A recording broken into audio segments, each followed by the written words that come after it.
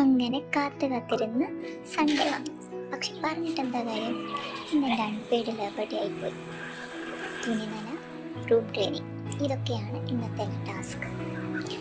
എന്തായാലും ഞാൻ morning exercise മിസ്സാക്കത്തില്ല.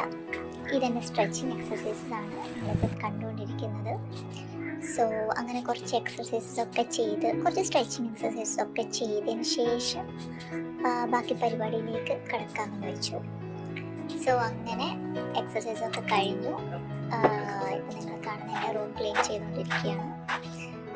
Usually ഞാൻ സൺഡേ ആണ് കുറച്ച് പെയിൻറ്റിങ് വർക്കൊക്കെ ഉണ്ടെങ്കിൽ ചെയ്ത് തീർക്കാൻ വെച്ചിരുന്നത്. സോ ഇന്ന് കുറച്ച് ഹോം ക്ലീനിങ്ങും ഒക്കെ ഉള്ളതുകൊണ്ട് ഞാൻ ഈ ഒരു ദിവസത്തേക്ക് മാറ്റി വെച്ചേക്കാം.